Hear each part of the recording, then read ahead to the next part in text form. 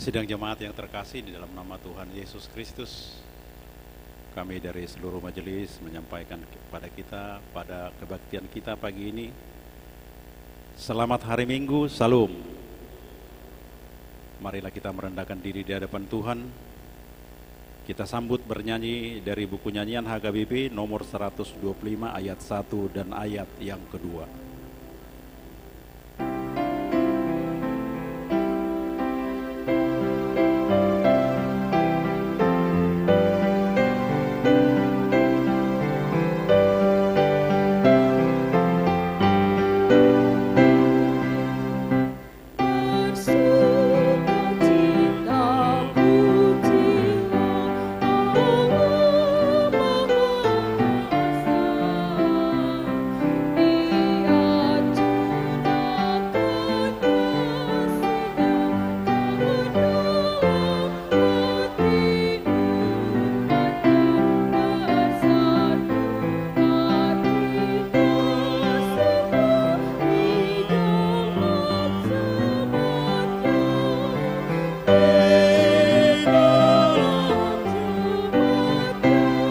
Jemaat kami undang bangkit berdiri.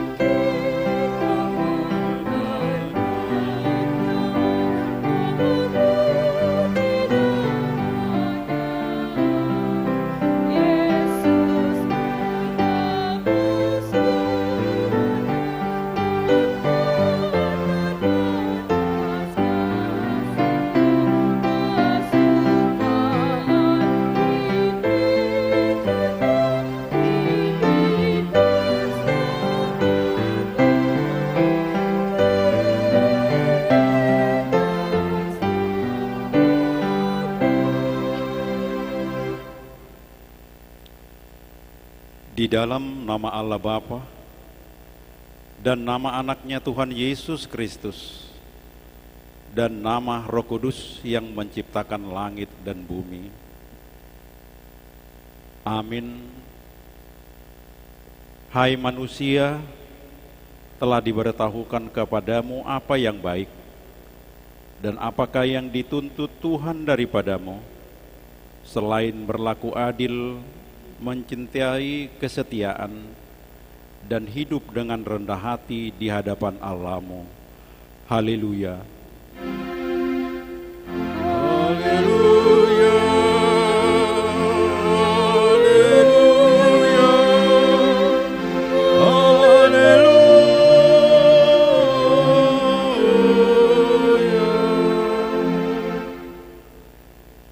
Marilah kita berdoa.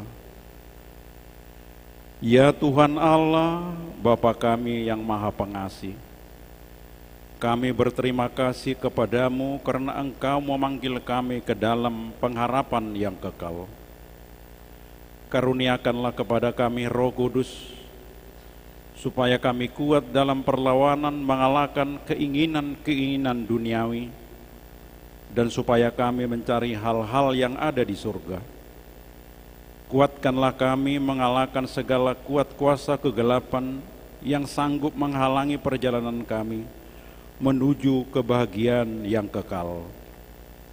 Teguhkan iman dan pengharapan kami, dan tumbuhkanlah dalam diri kami penguasaan diri, supaya kami menang pada akhirnya, pada saat mana kami akan menerima mahkota kemuliaan, karena anak-Mu Tuhan Yesus Kristus Tuhan kami. Amin. Kita angkat pujian, kita sambut bernyanyi.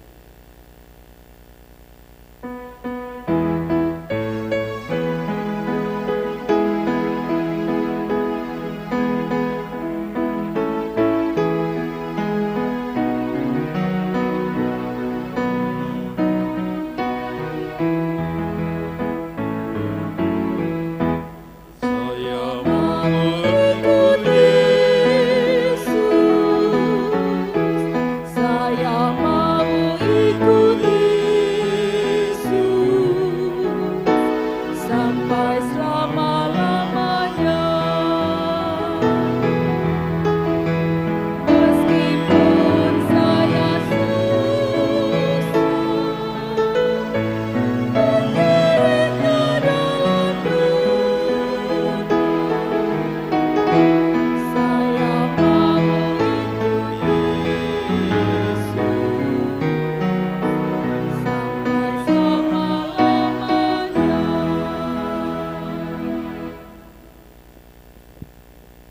Dengarlah hukum Tuhan yang diambil dari tita pertama hingga tita yang keempat.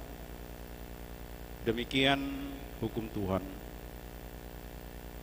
Tita pertama, Akulah Tuhan Allahmu, jangan ada padamu Allah lain di hadapanku. Tita yang kedua, jangan perbuat bagimu patung yang menyerupai apapun yang ada di langit, atau yang ada di bumi, atau yang ada di dalam air di bawah bumi, untuk disembah atau dituruti. Tita yang ketiga, jangan menyebut nama Tuhan Allahmu dengan sembarangan, sebab Tuhan akan menghukum orang yang menyia-nyiakan namanya. Tita keempat, ingat dan kuduskanlah hari Sabat. 6 hari lamanya engkau akan bekerja dalam melakukan segala pekerjaanmu. Tetapi hari ke-7 adalah hari Sabat Tuhan Allahmu. Maka jangan melakukan sesuatu pekerjaan, engkau atau anakmu laki-laki, atau anakmu perempuan, atau hambamu laki-laki, atau hambamu perempuan, atau hewanmu, atau orang asing yang berada di tempat kediamanmu. Sebab pada 6 hari lamanya Tuhan menjadikan langit dan bumi, laut dan segala isinya, dan ia berhenti pada hari yang ke-7. Itulah sebabnya Tuhan memberkati hari Sabat dan menguduskannya. Demikian hukum Tuhan.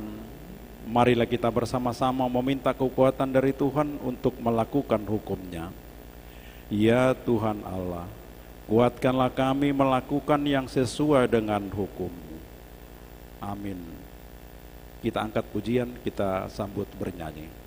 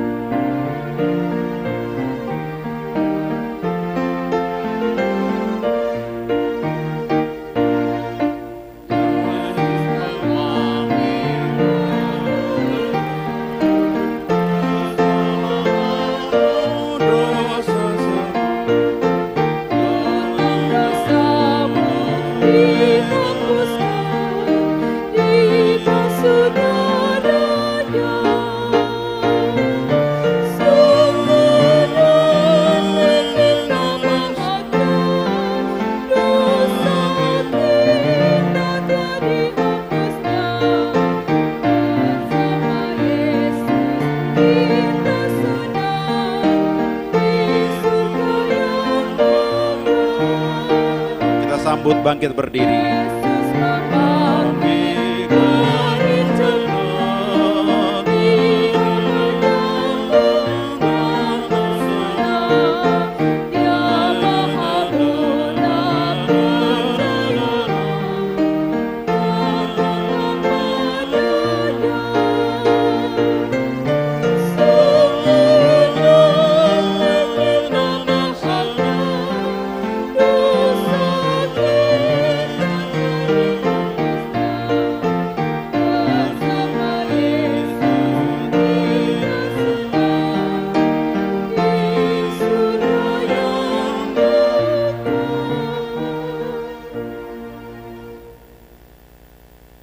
Marilah kita merendahkan diri untuk mengaku dosa kita.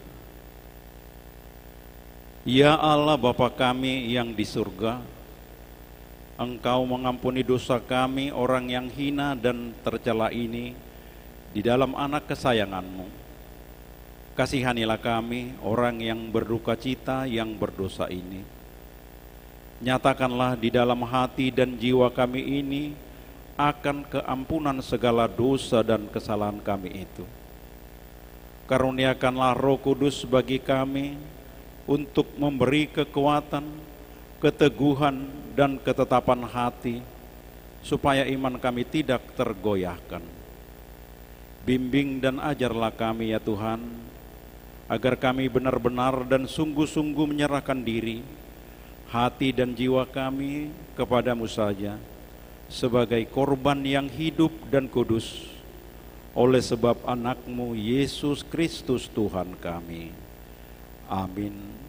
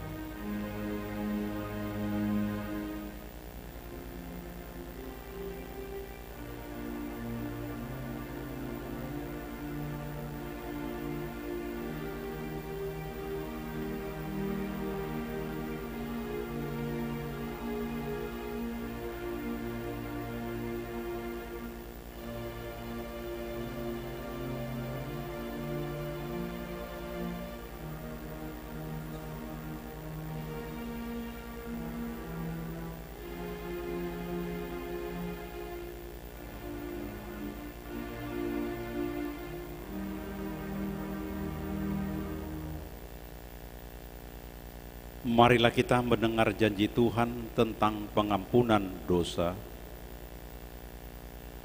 Sekalipun dosamu merah seperti kirmiji, akan menjadi putih seperti salju. Sekalipun berwarna merah seperti kain kesumba, akan menjadi putih seperti bulu domba. Kemuliaan bagi Allah di tempat yang maha tinggi. Amin. Kita angkat pujian, kita sambut bernyanyi.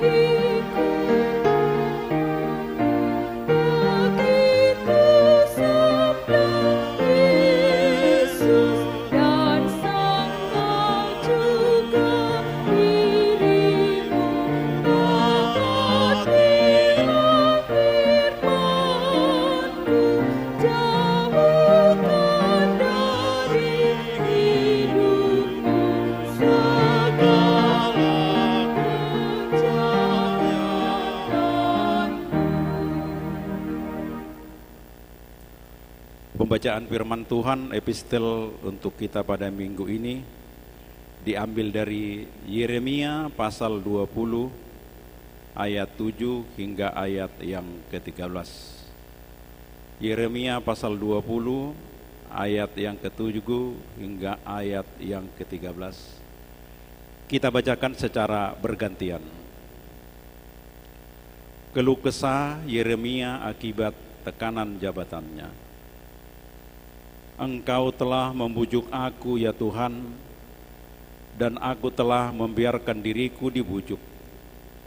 Engkau terlalu kuat bagiku, dan engkau menundukkan aku. Aku telah menjadi tertawan sepanjang hari. Semuanya mereka mengolok-olokkan aku.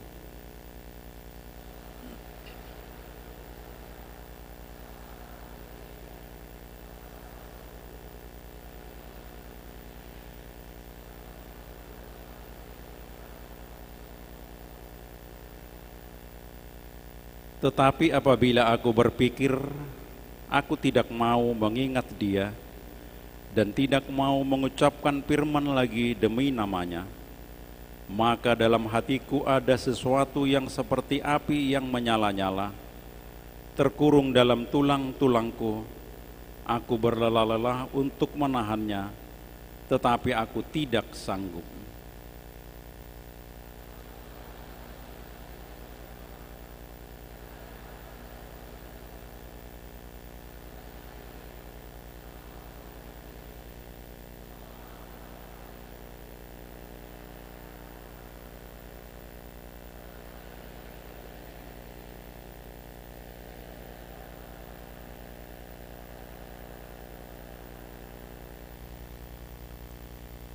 Tetapi Tuhan menyertai aku seperti pahlawan yang gagah. Sebab itu orang-orang yang mengejar aku akan tersandung jatuh, dan mereka tidak dapat berbuat apa-apa. Mereka akan menjadi malu sekali, sebab mereka tidak berhasil, suatu noda yang selama-lamanya tidak terlupakan.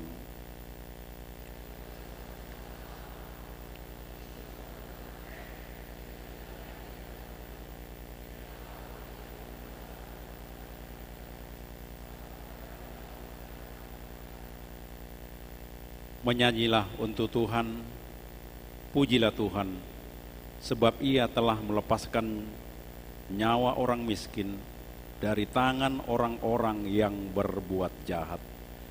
Demikian pembacaan firman Tuhan. Berbahagialah orang yang mendengar firman Allah serta memeliharanya. Amin. Kita angkat pujian, kita sambut bernyanyi.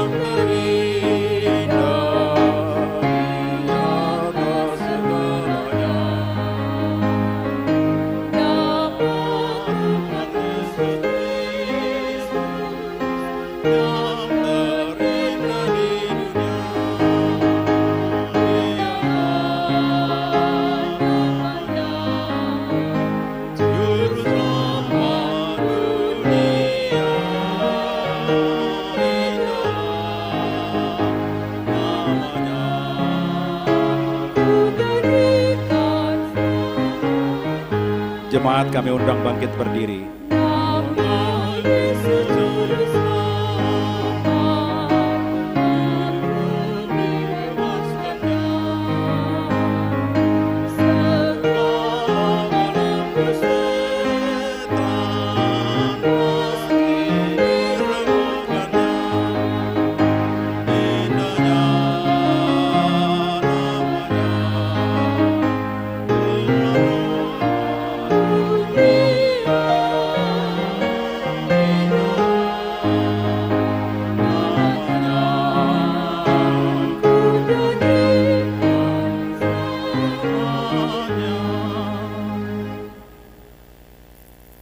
Marilah kita bersama-sama mengaku iman kepercayaan kita, sebagaimana teman-teman seiman di seluruh dunia, kita bersama-sama mengucapkannya.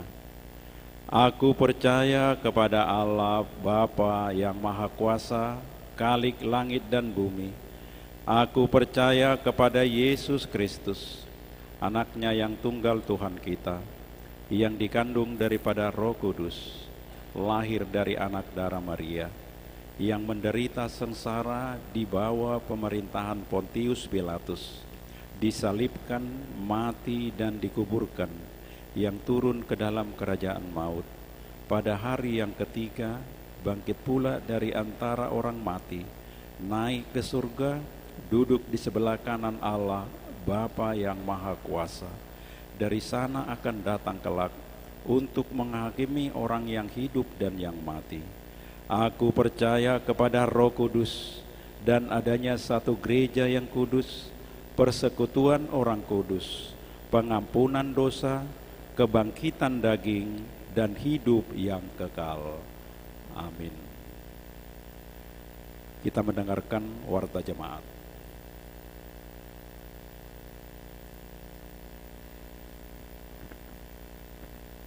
Jemaat yang terkasih, dalam nama Tuhan kita Yesus Kristus, marilah kita mendengarkan warta gereja kita pada hari ini, Minggu tanggal 25 Juni 2023. Yang pertama, nama minggu. Nama minggu kita hari ini adalah minggu ketiga setelah Trinitatis, dengan topik minggu, mengikut Yesus dan memikul salib. Yang kedua, anak lahir. Yang pertama, pada hari Sabtu tanggal 17 Juni 2023, Tuhan telah mengaruniakan seorang anak perempuan bagi keluarga Bapak Jaspen Wilson Tampubolon dan Ibu Ira Francisca Simajuntak dari Wiktiban. anak dan ibu dalam keadaan sehat. Yang kedua, pada hari Kamis tanggal 22 Juni 2023, Tuhan mengaruniakan seorang anak perempuan bagi keluarga Bapak Togap Purba dan Ibu Irawati Meha dari Wik Baloi Kolam 2, anak dan ibu dalam keadaan sehat.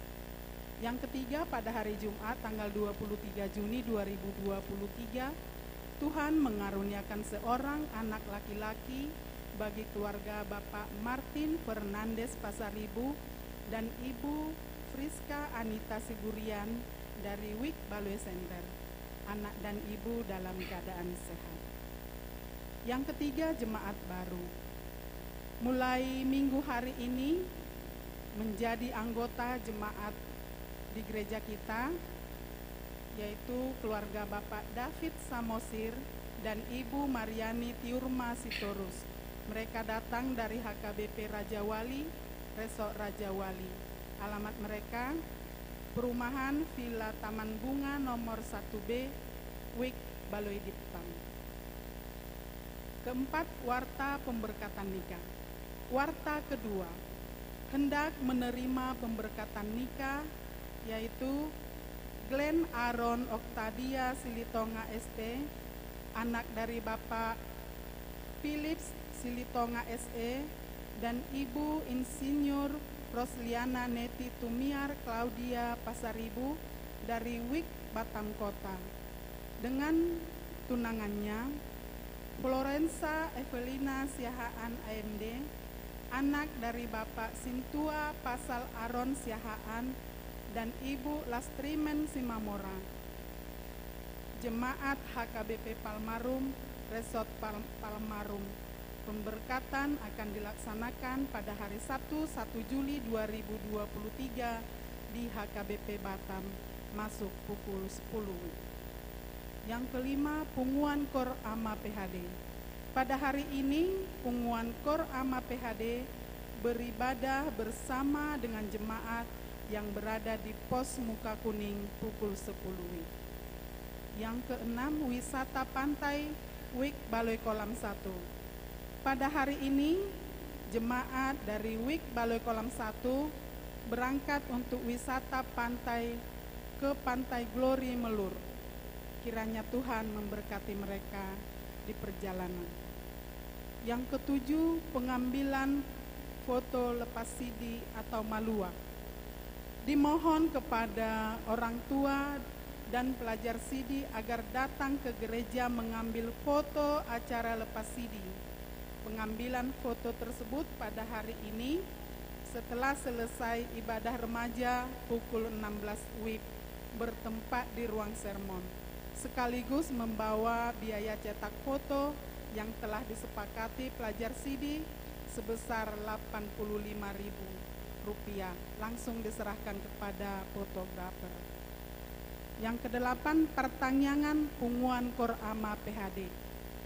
Hari Senin tanggal 26 Juni 2023 akan diadakan pertanyaan Ama PHD bertempat di rumah keluarga RC Pahutar SSI Inang Boru Situmeang, alamat Taman Raya tahap 3 Blok GK nomor 7, masuk pukul 19.30 WIB.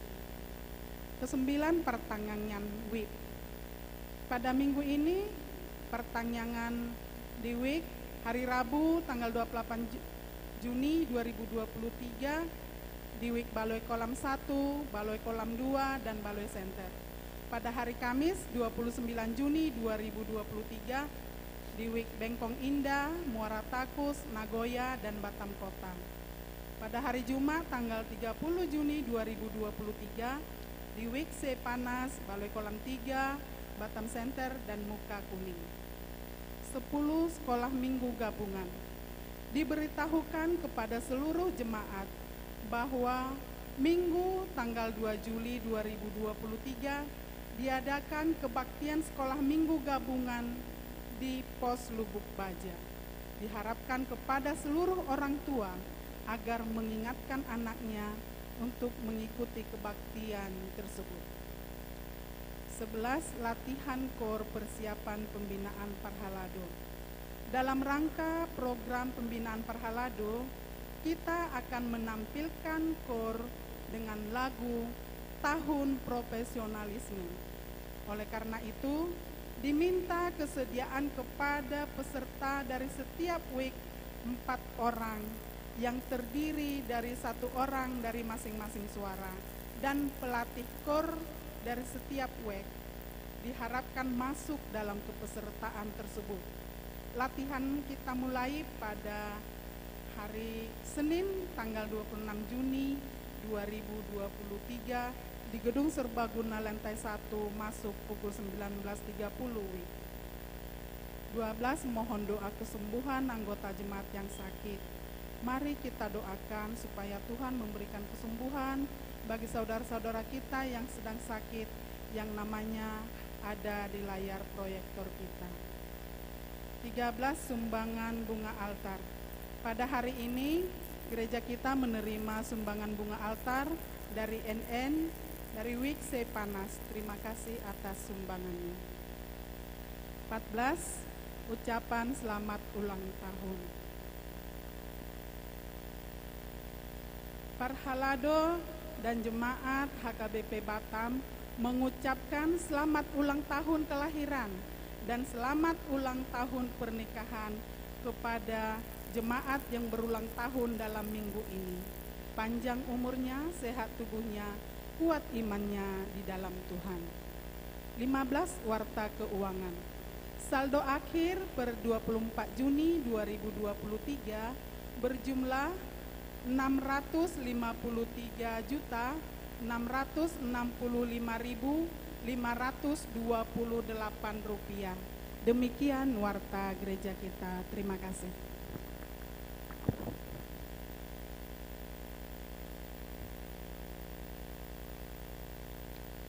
Kita mendengarkan lagu pujian dari Kor Lansia.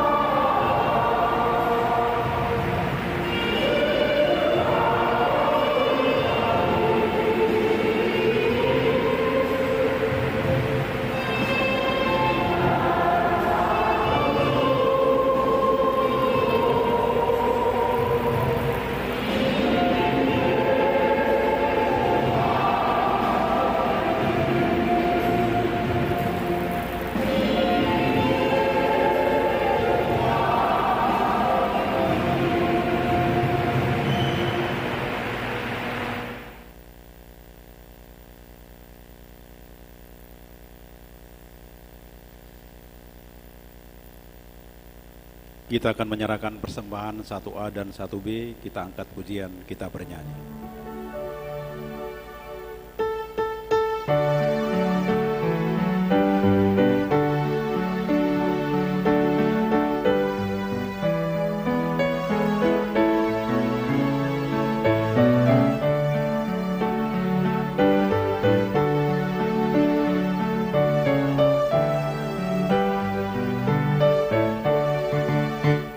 Ku berbahagia, damai penuh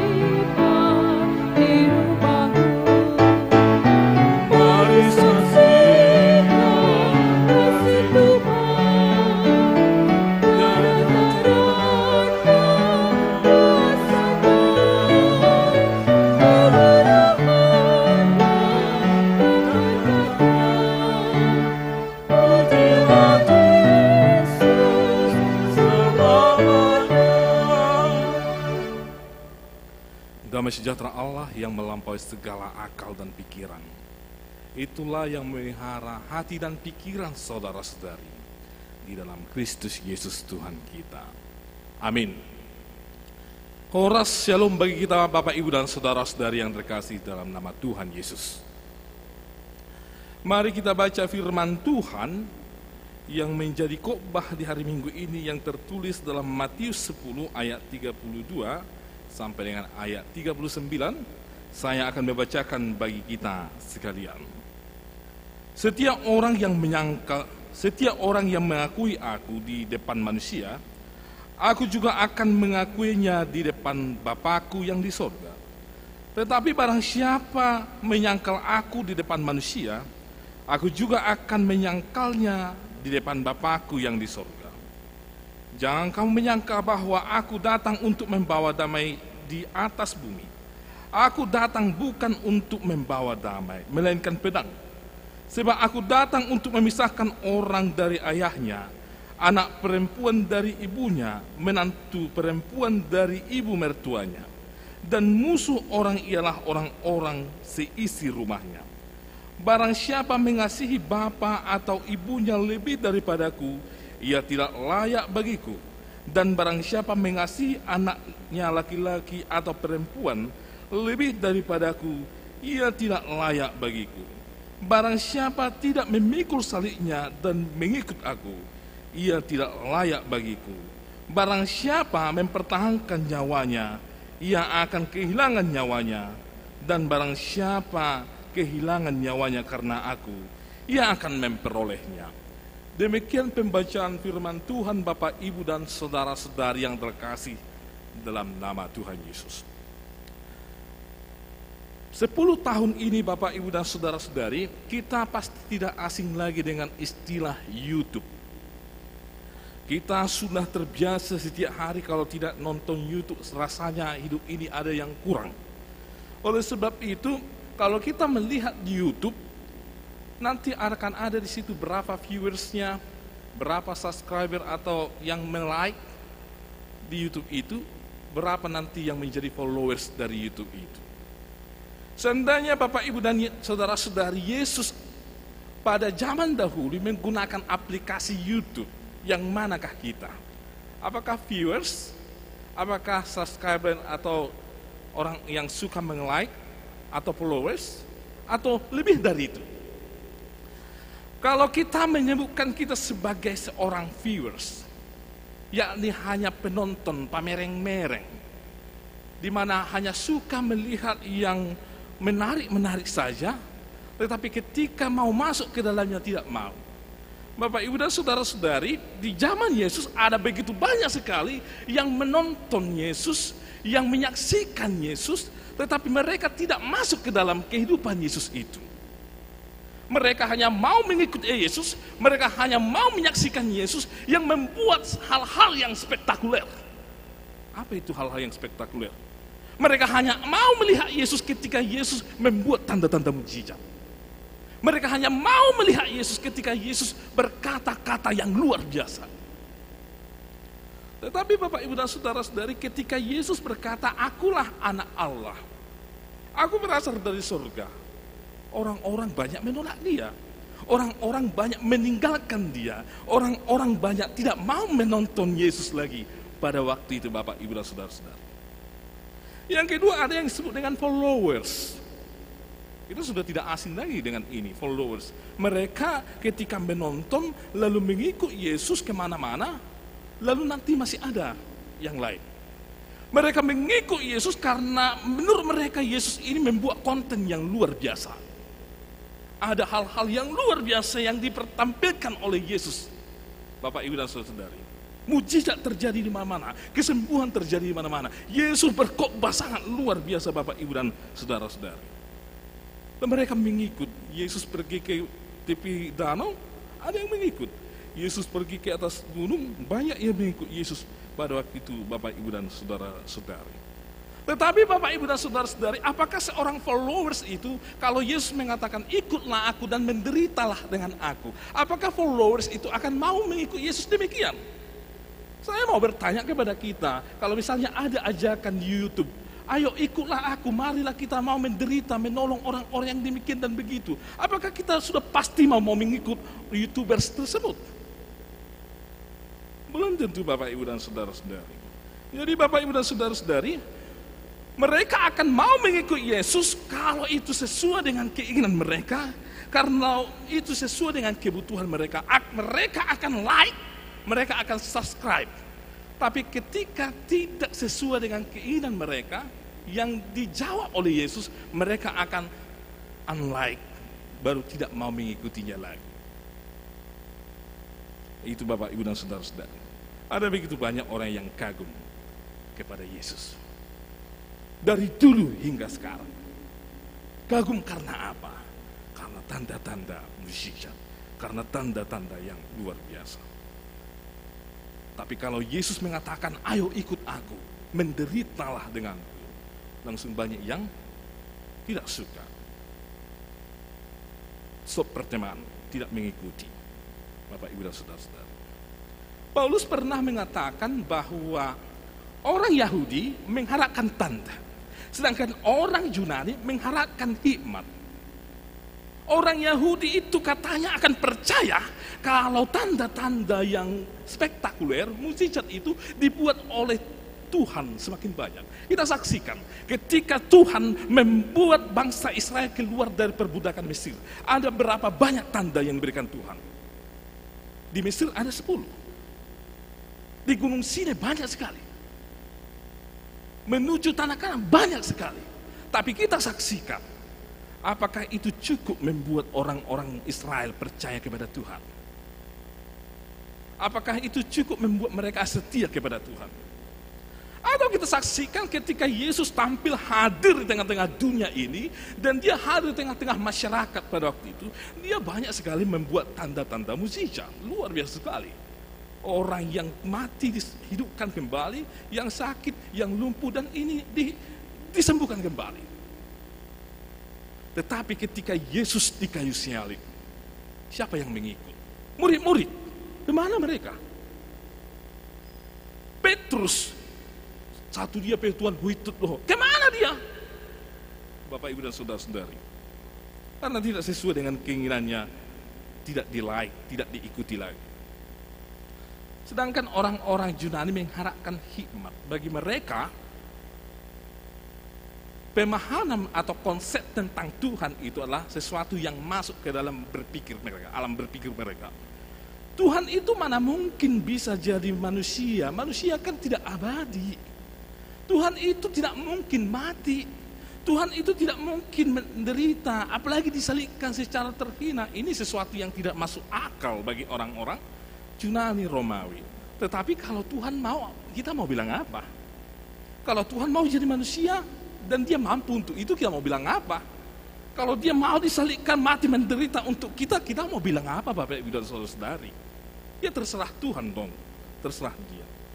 Oleh sebab itu Bapak Ibu dan Saudara-saudari, itulah konsep dari seorang followers yang hanya mau mengikut ketika itu menguntungkan baginya. Tetapi ketika itu mengancam dia, ketika itu merugikan dia, dia tidak akan pernah mau mengikuti, apalagi tidak akan pernah mau serupa dengan siapa yang mengajak dia. Lalu bagaimana dengan kita Bapak Ibu dan Saudara-saudari sekarang ini Bapak Ibu dan Saudara-saudari? Seandainya kita diminta untuk menilai kekristenan kita. Misalnya angka 0 sampai angka 100, angka di mana kita akan membuat nilai kita? Bisa saja ada orang yang membuat penilaian atas dirinya, penilaian atas keimanannya, penilaian atas kerajinannya. Angka 0 sampai angka 100 itu tadi batasnya, dia membuat angka yang tinggi. Karena apa? Karena menurut dia kekristenan itu adalah hanya cukup beribadah ke gereja, kekristenan itu rajin berdoa, kekristenan itu tidak mengganggu orang lain, kekristenan itu ya tidak melukai orang lain. Konsepnya seperti itu. Atau Bapak Ibu dan Saudara-saudari, ada mungkin juga yang membuat atau tidak berani membuat atau ragu-ragu menilai keimanannya, kekristenannya. Karena bagi dia kekristenan itu belum dia lakukan dengan baik. Karena dia belum mengusahakan apa yang Tuhan kehendaki. Namun Bapak, Ibu, dan saudara-saudari, bisa jadi ada juga yang membuat penilaiannya bahwa dia sudah melakukan apa yang menjadi kehendak daripada Tuhan itu. Mengikut Yesus, mau menderita dengan Yesus, bahkan mau melakukan apa yang menjadi kehendak Yesus. Kalau ditanya, yang mana kita Bapak, Ibu, dan saudara-saudari? Memang Bapak, Ibu, dan saudara-saudari, Tuhan sebenarnya menginginkan kita menjadi sempurna. Memang Tuhan yang sempurna, tapi Tuhan juga mengkehendaki kita menjadi seorang yang sempurna. Sempurna berarti menjadi dewasa. Sempurna berarti menjadi utuh dan kuat kokoh. Telelois bahasa Yunaninya. Jadi Tuhan mengkehendaki kita secara iman menjadi semakin dewasa, semakin kuat, semakin kokoh, dan murah menggilunggil. Jadi yang mana kita Bapak, Ibu, dan saudara-saudara? Yang dari yang tiga itu. Kalau kita membuat penilaian atas diri kita, termau lo menilai diri sendiri, menilai doang atau murah. Yang ketiga Bapak, Ibu, dan saudara-saudari, kemudian ada yang disebut dengan mengikuti Yesus sebagai murid. Kalau yang pertama tadi seorang viewers, yang kedua followers biasa, yang kalau suka, kalau menarik ikut, dan yang ketiga menjadi seorang murid. Murid berasal dari bahasa Yunani matetes. Murid di zaman dahulu yaitu murid yang mengikuti gurunya dari belakang. Kalau gurunya melakukan ini, muridnya akan melakukan itu. Kalau gurunya pergi ke sana, muridnya juga akan melakukan itu. Sama seperti Elisa dengan Elia. Ketika Elia pergi ke sana, Elisa juga demikian. Ketika Elisa berani menegakkan kebenaran di tengah-tengah bangsa Israel yang sudah borok-borok moral, nantinya juga Elisa juga mengikuti itu. Kalau Elia tidak mau kompromi dengan penyembahan berhala, Elisa juga demikian Bapak, Ibu, dan saudara-saudari yang terkasih dalam nama Tuhan. Demikian juga kita Bapak, Ibu, dan saudara-saudari diharapkan menjadi murid-murid Kristus.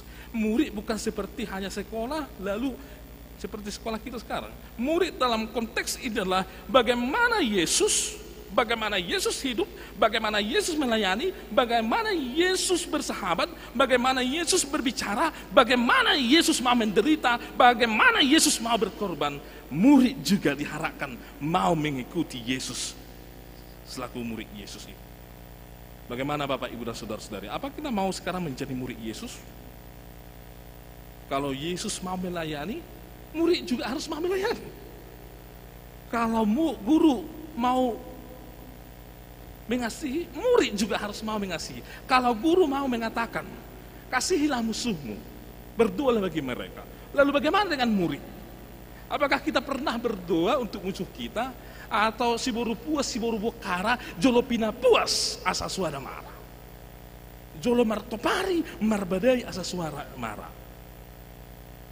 Kalau guru dia mau berkorban dan mau menderita, murid juga diharapkan mau mengikuti jejak gurunya.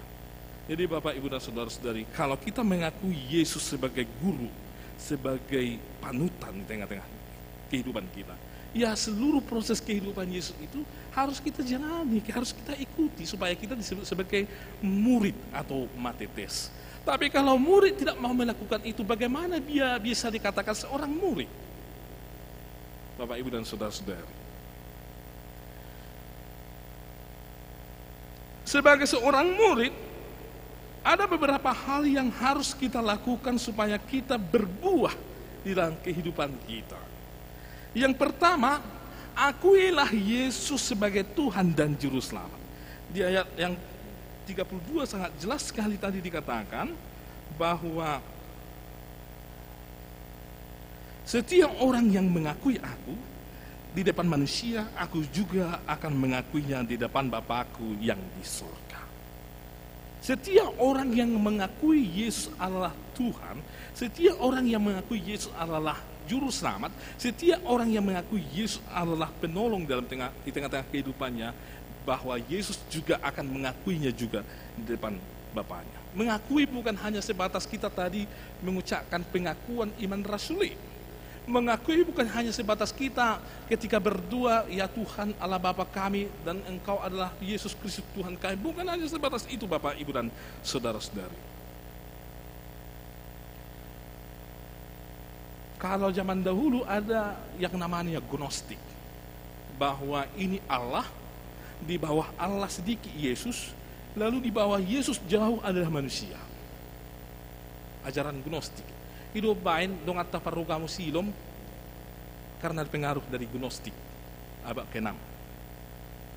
Di era sekarang banyak gereja-gereja yang tidak memahami trinitatis, tidak mengakui yang disebut dengan penganut paham oneness.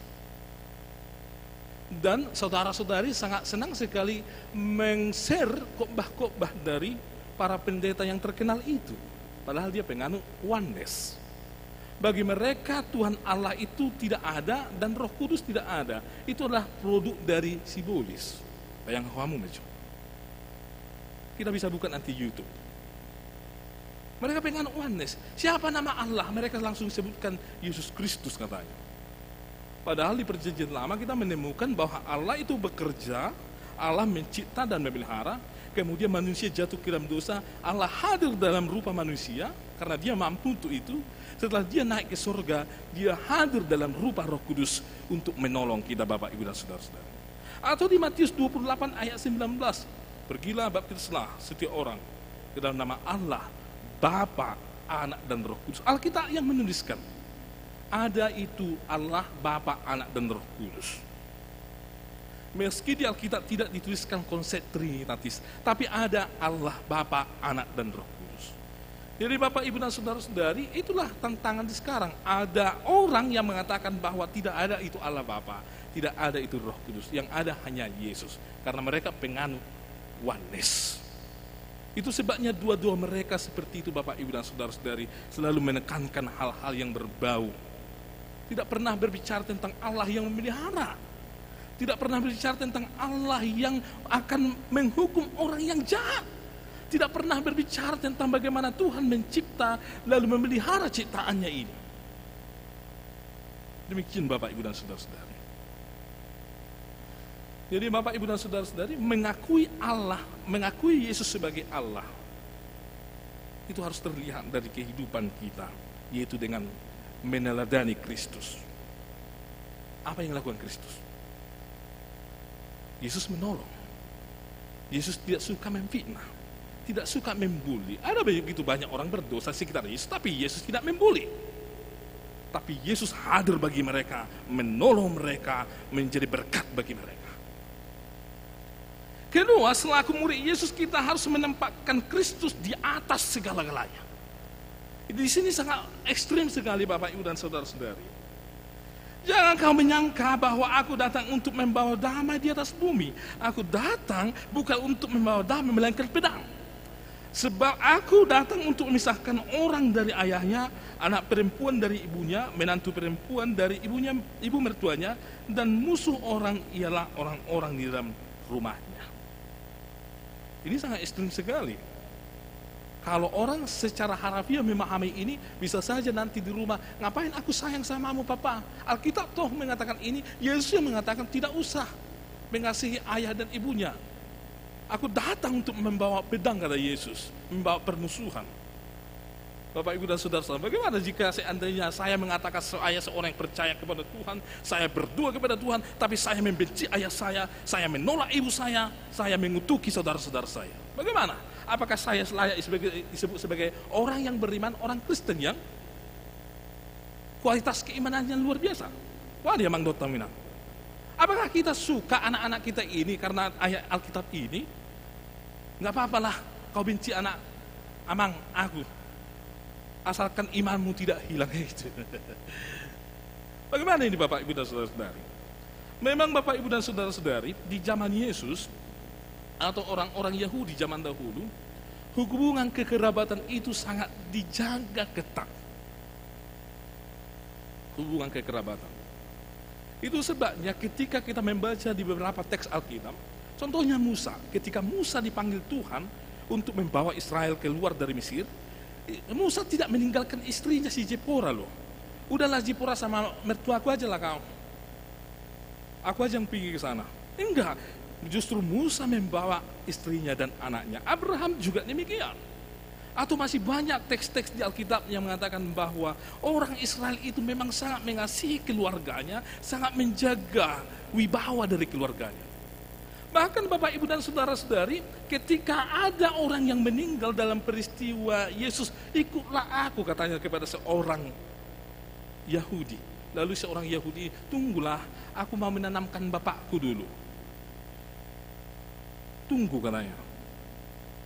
Atau Bapak Ibu dan Saudara-saudari, masih banyak teks-teks di Alkitab yang bisa kita temukan bahwa orang Yahudi itu, orang Israel itu sangat menyayangi keluarganya. Ya. Ujagolah Yahudi menyayangi keluarga kita Batak. Mula kita Batak kan, kalau kita orang Batak, kalau saya terpasu-pasu, nama aku berasa keromantisan ni inatai tua matai. Kalau dulunya papa, manang na sayang, adik na, diks na, manang apa istilah lain, cinta katanya gitu. Aleo dung olu sebulan marhasohotan ho ngain nebet tunga. Nimu. Tapi orang Yahudi terkenal dengan itu, mereka menjaga kekerabatan, kasih dalam keluarga. Contohnya lagi, kalau misalnya abangnya punya istri, lalu dia meninggal, supaya hubungan kekeluargaan ini tidak hilang, maka adiknya nanti yang menggantikan posisi abangnya. Itu wajib bagi orang Yahudi pada waktu itu, Bapak Ibu dan Saudara-saudara.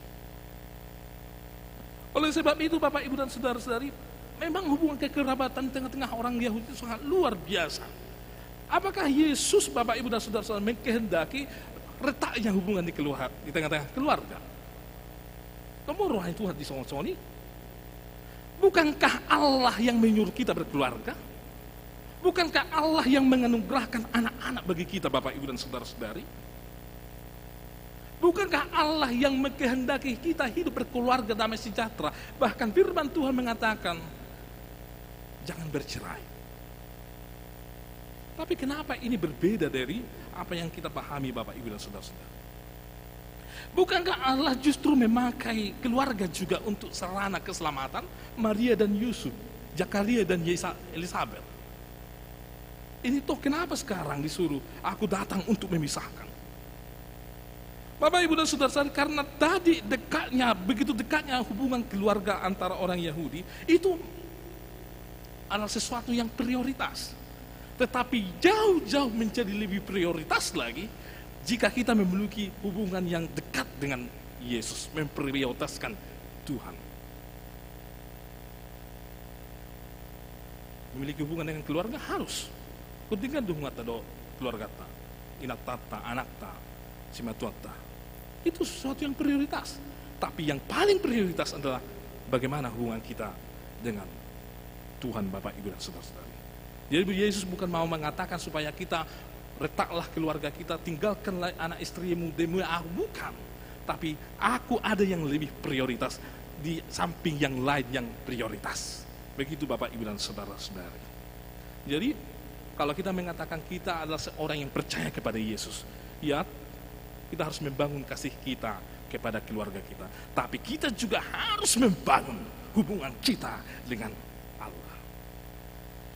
Ketiga, murid-murid Kristus itu rela memikul salib. Salib itu adalah lambang dari kehinaan dan kematian. Tidak ada orang dahulu yang bangga berdiri di samping salib. Kita aja sekarang yang bangga berfoto di belakang kita salib. Atau ketika kita pergi ke salib kasih, Darutung sana, atau di mana tempat-tempat yang ada salibnya, kita bangga berfoto di belakangnya salib, Bapak Ibu dan Saudara-saudari. Tapi kalau dulu orang tidak ada yang bangga anggota keluarganya disalibkan. Tidak ada orang yang bangga untuk membawa kayu salib. Tidak ada. Seandainya Bapak Ibu dan Saudara-saudari, ini salib Yesus. Yesus sekarang ada di situ. Darahnya menetes. Dia tersiksa. Kemudian ada orang-orang yang mencibir Yesus. Kita menyaksikan, kita berdiri katakanlah 5 meter dari depan kayu salib Yesus. Kita menyaksikan darahnya menetes, dia dicibir, dihina, seluruh tekanan diarahkan kepada Yesus. Lalu kita berdiri di situ. Apakah kita masih mau mengatakan, Bapak, Ibu, dan saudara-saudari, aku akan mengikut engkau, apapun yang terjadi. Aku akan mau mati bersama-sama dengan engkau, apapun yang terjadi. Lalu kita mengatakan ini, Amang Dr. Minang, kalau kita melihat Yesus sudah tersalib dengan mata kita sendiri. Ini menjadi perenungan bagi kita. Kalau seandainya kita dibawa ke konteks Yesus yang disalibkan itu. Oh, lu doh mato, ihutunok kudu Tuhan. Padahal kita sudah menyaksikan dia, darahnya menetes, nyawanya sudah tidak ada lagi. Oleh sebab itu Yesus, Bapak, Ibu, dan saudara-saudari, Kosuke Koyama mengatakan bahwa tidak ada gagang pada salib. Membawa salib itu tidak ada gagangnya, ibarat sebuah ember. Kalau ember tidak ada gagangnya, membawanya agak sulit. Tapi karena ada gagangnya, gampang bawa ember. Salib tidak ada gagangnya. Jadi cara membawanya tidak ada cara selain dari memikulnya. Danong gagangnya, situ tioko. Oleh sebab itu, Bapak, Ibu, dan saudara-saudari, umat Tuhan, mereka yang mengatakan saya murid Yesus, harus memikul salib. Kasihilah Yesus dari segala-galanya. Pikullah salib kita, Bapak, Ibu, dan saudara-saudara. Memang Bapak, Ibu, dan saudara-saudara, penderitaan yang kita alami saat ini tidaklah seberapa dibandingkan dengan penderitaan dari para pendahulu-pendahulu kita, pendahulu iman kita, Bapak, Ibu, dan saudara-saudari. Tapi Bapak, Ibu, dan saudara-saudari, dunia ini dinamis, terus berubah-ubah.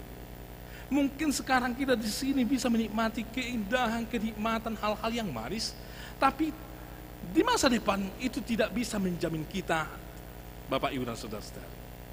Di masa depan, Bapak, Ibu, dan saudara-saudari, kita tidak tahu apa yang akan terjadi. Oleh sebab itu firman Tuhan hari ini mengatakan kepada kita, sebagai murid Yesus kita harus siap menjadi murid yang memikul salibnya, rela menderita karena iman kepercayaannya kepada Yesus.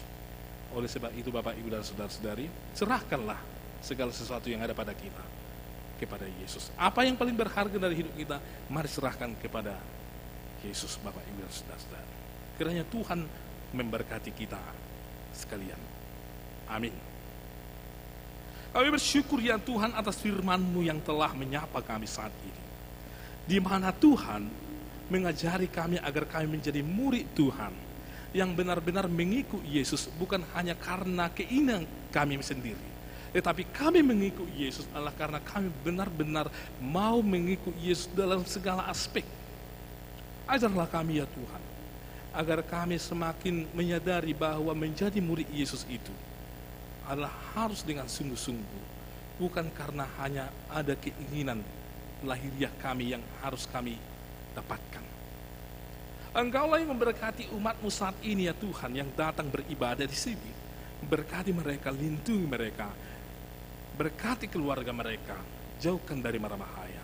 Dan Tuhan yang melindungi mereka dimanapun mereka berada.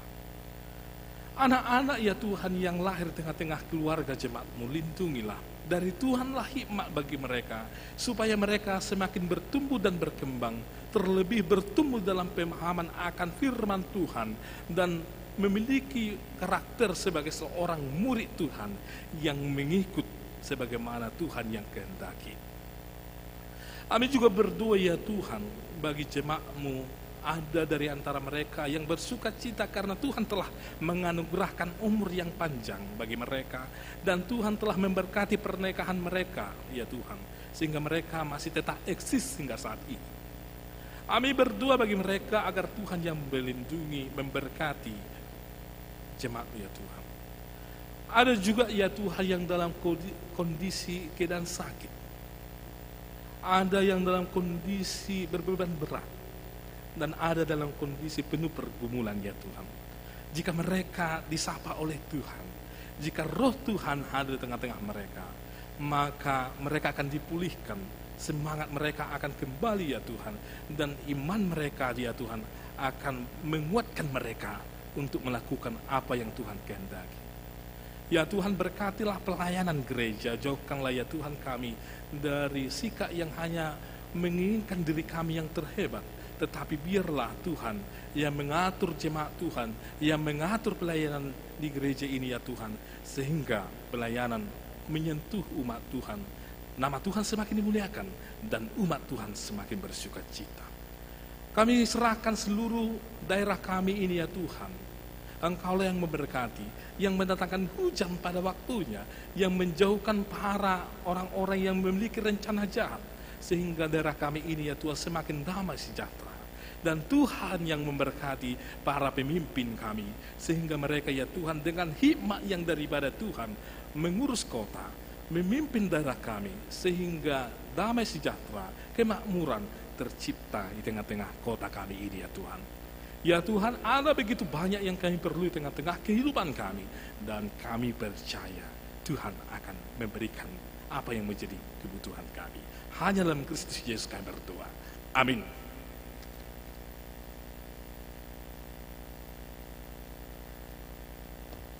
Mari kita bernyanyi dan mengumpulkan persembahan.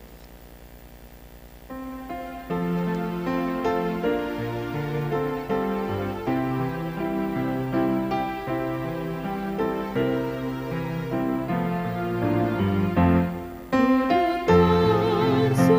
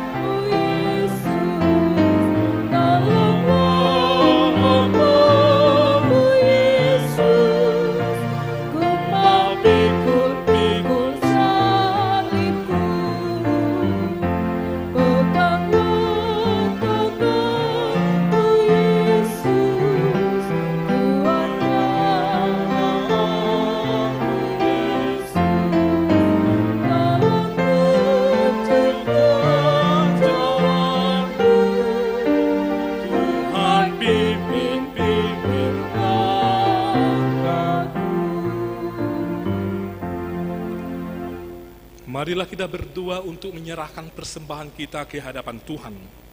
Ya Allah Bapa kami yang di sorga, kami mengaku bahwa Tuhan adalah sumber dari segala karunia yang melimpah dalam kehidupan kami masing-masing. Sebagian daripada karunia itu kami serahkan kembali sebagai persembahan kepada Tuhan. Terimalah dan berkatilah persembahan umat-Mu ini, agar dapat kami pergunakan untuk pekerjaan dan pelayanan kerjaan Tuhan di dunia ini. Bukalah hati kami untuk mengenal betapa banyak berkat dan karunia yang kami peroleh dari Tuhan, supaya kami senantiasa bersyukur kepadamu. Di dalam nama Yesus Kristus Tuhan kami. Amin.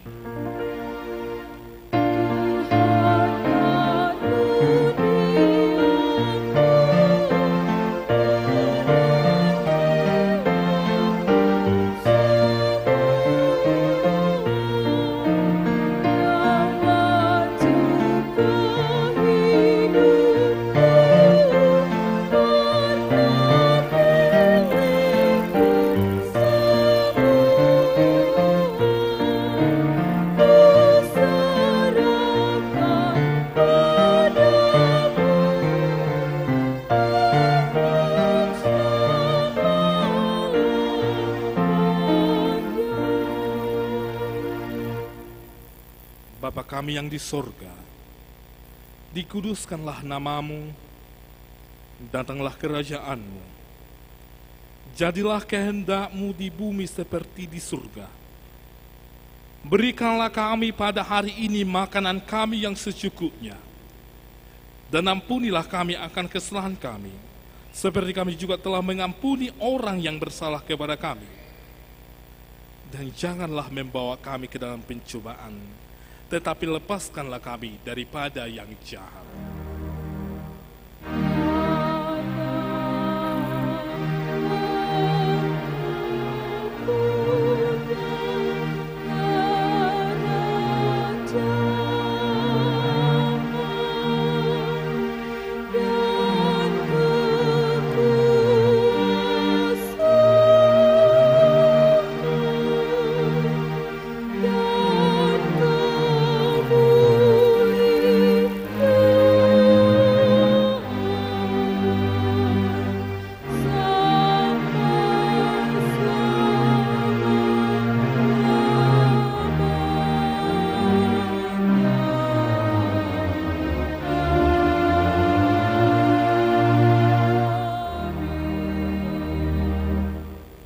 Pulanglah dengan sejahtera dan terimalah berkat Tuhan. Tuhan memberkati dan melindungi engkau. Tuhan menyinari engkau dengan wajah-Nya dan memberi engkau kasih karunia. Tuhan menghadapkan wajah-Nya kepadamu dan memberi engkau damai sejahtera.